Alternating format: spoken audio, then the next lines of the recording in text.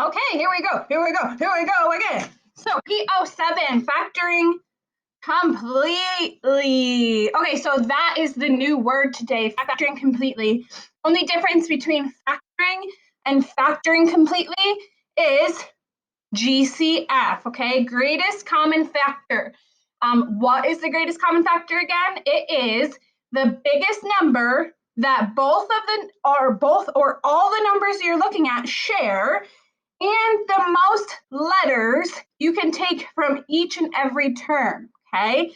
So if I want to look at my GCF here, I can think about what goes into 10. So 1 and 10, 2 and 5, 3 and, nope. Okay, so 1 and 15, 2 and nothing, 3 and 5. Okay, so what's the biggest number they share? Well, that's 5, okay? So that means that 5 is part of my GCF. All right, now let's talk about letters. So I have x squared here, so I'd have x, y, and then x, y, y here. So the only thing I can take out is 1x from this one, because that would be the only thing they share. And then I can only take out 1y from this one, because that would be the only thing that they share. So this x only has 2 to give. This only has 1, so I can only take 1. This y has 2 to give, but this only has 1, so I can only take 1. And then what's left over? Well, we divide. So we'd say, okay, 10 divided by 5 is 2. Okay, I have 2 x's here, or x squared, but I only took 1 out, so 1 has to stay inside.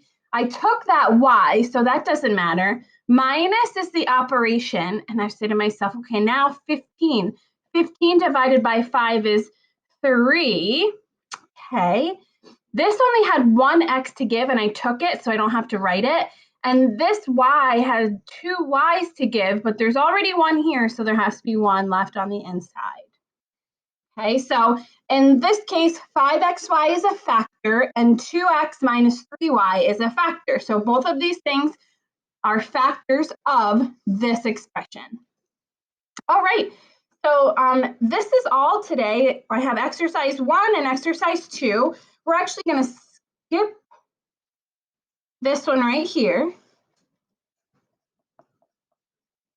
And so we have 1, 2, 3, 4 questions. So write this trinomial, so 4x squared plus 20x plus 24, as an equivalent product of its greatest common factor and another trinomial.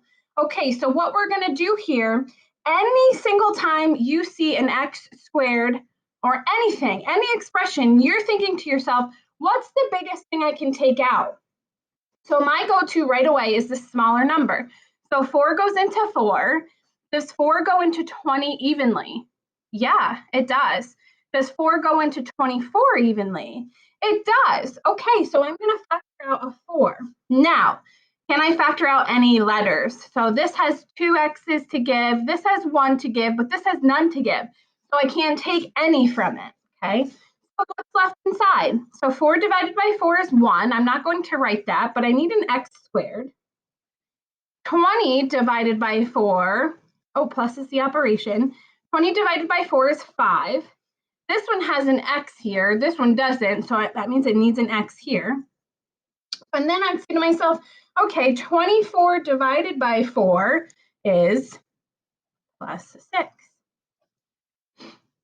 Okay, so what's happening here is I factored out the greatest common factor. If I put this using my distributed property back in, it's equivalent to this. These two things are equivalent. So part B says factor this additional trinomial to express the original in completely factored form.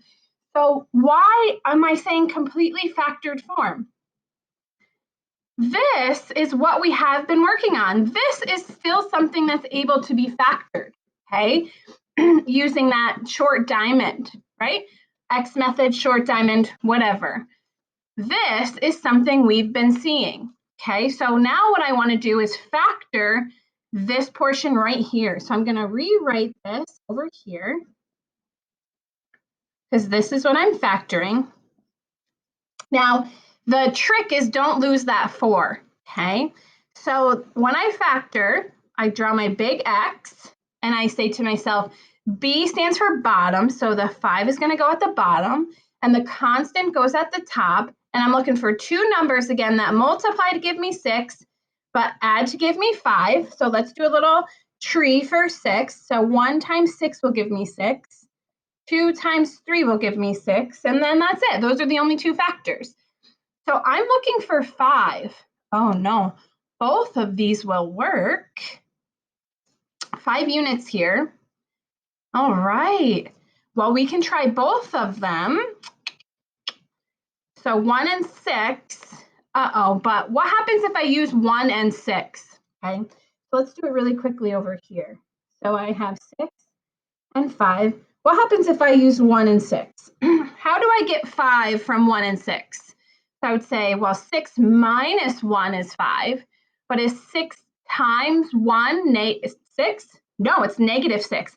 So I can't use 1 and 6. I have to use 2 and 3. That's because both of these have to be positive to give me the results I need. So I would say 3 plus 2 is 5. 3 times 2 is positive 6. So my factors are, don't lose that 4, x plus 2, x plus 3. Okay, so this is completely factored form, meaning I don't have any more exponents that can be separated. I can't break anything apart anymore. Okay, so we're going to do 2 more examples, and that is it. First step, pull out the GCF. The GCF is, if anything, it's going to be this front number, okay? So 3 goes into 3. Does 3 go into 21? Sure does. Does 3 go into 36? Sure does. So I'm going to factor out a 3. Now let's think about the letters. X cubed, x squared, x. So I have x, 3 x's to give, 2 x's to give, only 1 to give. So that means I can only take 1. And what's left inside? So 3 divided by 3 is 1. I'm not going to write that. X cubed divided by x, well, that means I'm subtracting my exponents. And remember that this means I have a 1 on it. So 3 minus 1 is 2. Okay. Or you can think of it as I have x out here. How many need to go in here to give me x cubed? Okay. Minus is the operation. 21 divided by 3 is 7. X squared divided by x is x. Okay, or I have x squared here. I only have 1 here, so this one needs 1 as well. Plus is the operation. And 36 divided by 3 is 12. This has an x, but this already has an x, so that's it. All right, notice how I'm not completely factored because I still have an x squared here. Now, sometimes it is not factorable at this stage in the game, but for everything that we're going to see, it will be, okay? So that means I'm going to factor this thing over here. All right. B stands for bottom, so negative 7 at the bottom. The constant goes on top, and I'm looking for two numbers that multiply to give me 12, add to give me negative 7. So let's make a little chart here for 12. Okay, I have 1 and 12, 2 and 6, 3 and 4, and that would be it, because then I'd be back at 4. So 1 and 12, I'm not going to get 7 from 1 and 12 no matter what I do. 6 and 2, I'm not going to get 7 from 6 and 2 no matter what I do. 3 and 4. Okay, yeah, 3 and 4 is going to have to work. And what are my signs? Okay. So let's look at this thing over here. This is a plus sign on my constant term, okay? So this is a plus sign on my constant term. And then that means that both of these signs are the same. So the 3 and the 4 have the same exact sign. And what sign are they? It will tell us right here. So these are both negative. Now notice what I did, guys and girls. I did not try and factor this original function, okay? That would be a nightmare to factor. It's only going to help you to factor anything if you pull out the GCF first, okay? So what are my factors? Don't forget that 3x.